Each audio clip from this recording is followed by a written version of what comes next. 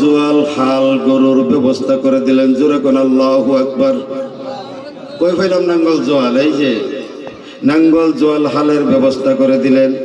শুধু তাই না, এইবার জমিন চাষ করতে কেমনে নাঙ্গল জুড়তে হয় জিবরাইল আমিন লগে থাইকা হযরতে আদম আলাইহিস সালামকে শিখাইয়া দিলেন। এখন শিক্ষা হয়ে গেল। এখন জমিন চাষ করলো, জমিন চাষ করা হয়ে গেছে। আল্লাহর তরফ থেকে কিছু জব বা গেও আসলো। আমার আফসোস, মাদ্রাসার ছাত্রগুলি যদি এই জায়গায় বসতো কেউ তো বহুত জব ছাড়া একটু শোভা খাইতো। আজকে আমাদের উস্তাদ সাহেবানরা কোথায় আছে, মাদ্রাসার ছাত্র কোথায় আছে আমি বুঝতে পারি না। এমন সময় লক্ষ্য করে দেখেন জিবরাইল আমিন আসছে, আইসা কিছু জব নিয়ে আসছে, গেও নিয়ে আইলো। আসার পরে আধা উনি হাতে নেছে, আধা আদম আলাইহিস সালামের হাতে দিছে। এক লগে আমি যেভাবে ক্ষেতের মধ্যে বুনি তুমি আমার লগে লগে বুনো। আমরা গেউ বুনি না গো, ধান বুনি না, এইভাবে গেউ ধান যে বুনুর লাগে বুনছে। বন্যা দেওয়ার পরে ওই ওখান কি করা যায়, বলে ওখান আমার লগে লগে আইও। ক্ষেতের চার কানি দিয়া আপনারা আইল কই না লাইল কই না বাতর কই, আমি ব্যাগটাই করি। চায়ের কানিতে একটা ঘোরান দিছে, ক্ষেত কইয়া পাইকা গেছে। জোরে কইন সুবহানাল্লাহ। ক্ষেত কেমনে নে কি করন লাগে সব জিবরাইলের লগে থেকে শিখাই দিবে।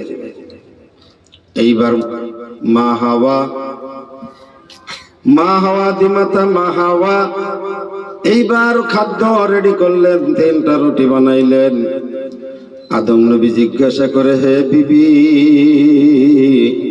আমরা মানুষ হইলাম মাত্র 2 জন, এই জায়গায় তুমি 3টা রুটি কেন বানাইলা? স্ত্রী ডাক দিয়ে কই, স্ত্রী কত জ্ঞান লক্ষ্য করে দেখেন। আমরা কই বেড়িরা হলে বেড়ার অর্ধাঙ্গিনী, দেখেন কত জ্ঞান।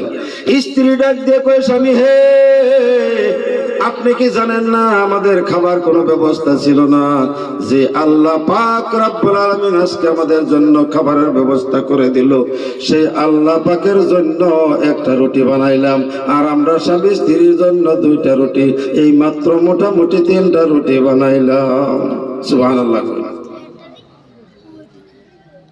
যাই না এদিকে লম্বা, আমি খালি সেরা সেরা যেতেছি, সময় নাই। একদিক দিয়ে হলো মানুষ নাই, আরেক দিক দিয়ে সময় নাই। আসুন, এখন শয়তান তালাশ করতেছে। মনোসিং কইছিলাম শয়তান তালাশ করে আদম কই। তালাশ করতে করতে করতে করতে আয়সা দেহে বলে নিয়ে আসলো। আয়সা ডাক দিয়ে বলতেছে, বোন রে, এই বাচ্চাটার দুনিয়ার জমিনে আমি বাবা বিনে আর কেউ নাই। এই সামান্য একটু দরকার পড়ছে, আমার গৌহাটিতে যাইতে হয়, একটু তোমার কাছে সন্তানটাকে রেখে গেলাম। আমানত, আমানত বুঝছেন তো, আমানত। এখন আদম নবী পাথার থেকে আয়সা দেহে, আদম নবী পাথার থেকে আয়সা দেহে বিবির কুলের সন্তান। বুঝবার বাহি নাই, কো সন্তানটাকে দাও। সন্তানটা একটু জিকির করি, লা ইলাহা লা ইলাহা লা ইলাহা লা ইলাহা আল্লাহু আকবার। এখন চিন্তা করেন, দেখেন আমি শেষ করছি। আমার তো ডাকতে ডাকতে সময় গেল, আমি ওয়াজ তো করবারই হইলাম না।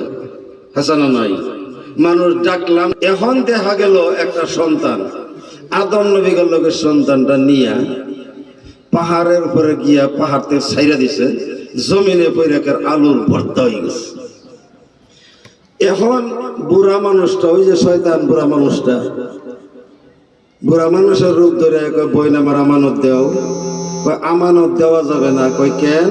কলে তোমার সন্তানটা আমার স্বামী এই ঘটনা করছে। মাথায় হাত দিয়ে চিৎকার দিল, জমিনে বৈশা 2টা হাত যখন বাড়ায় দিল, বাবারে আয় আয়, বাবারে আয়, আর বাবারে কান্দাইস না, এমন করে হাত যখন বাড়াইছে, মাংসের টুকরা গুলি আইসা আইসা সুন্দর একটা সন্তান হয়ে গেছে।